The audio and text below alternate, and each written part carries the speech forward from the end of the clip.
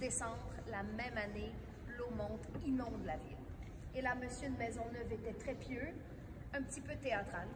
La nuit Noël, juste après la messe de minuit, il sort de l'église avec une croix géante sur l'épaule. Devant tous, il la plante dans le fleuve, accroche un parchemin où il promet à Dieu que si ça avait les sauver de l'inondation, il hissera lui-même la croix sur la montagne au centre de l'île, le Mont-Royal.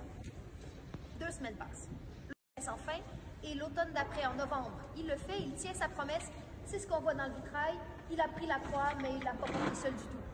Il l'a fait moins d'une lieue. C'est fait aider pour tout le reste. Je ne sais pas si vous l'avez vu, mais il y a toujours une croix sur la montagne aujourd'hui. Bon, c'est pas la même. Elle mesure 30 mètres de haut, tout en métal, illuminée le soir, date de 1924, mais toujours là pour rappeler aux Montréalais l'événement historique. Allez-y, demandez aux Montréalais.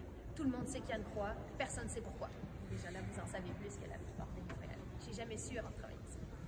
Le nom de l'église Notre-Dame, c'est tellement populaire partout dans le monde. Tout le monde pense à celle de Paris, surtout depuis l'incendie.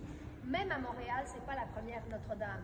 En fait, le deuxième nom de Montréal, c'était Ville-Marie. Toute l'île de Montréal est dédiée à Marie. Donc, toutes les premières chapelles ont été appelées Notre-Dame. Et la première église de Pierre, qui était située juste en face de l'église actuelle. Elle a duré 150 ans. Ils l'ont agrandie 2 fois. Mais dans les années 1820, elle devient trop petite et c'est là qu'on lance la construction de la nouvelle.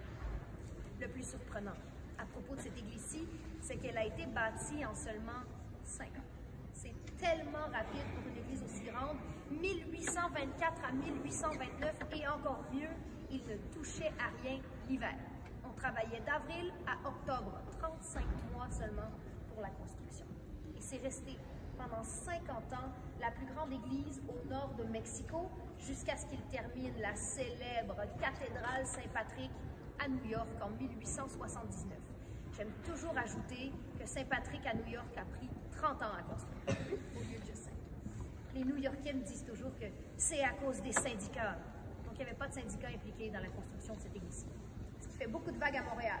Le choix de l'architecte.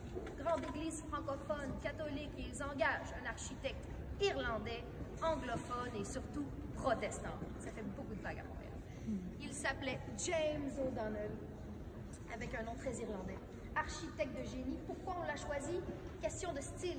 On voulait que cette église soit le premier bâtiment de style gothique de tout le Canada.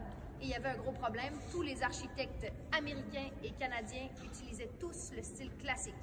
Monsieur O'Donnell arrivait d'Europe. On recommençait à utiliser le gothique en Europe à l'époque. C'est pour ça qu'ils l'ont repris. Comment il a fait tout bâtir en 5 ans? Premier secret, n'utilisez que des matériaux d'ici pour sauver du temps. Donc la pierre à l'extérieur, très facile, de Montréal. Le calcaire gris de Montréal. La carrière était tout près de la montagne. Aujourd'hui, en vous promenant dans la vieille ville, vous allez voir beaucoup de bâtiments faits de la même pierre pour la même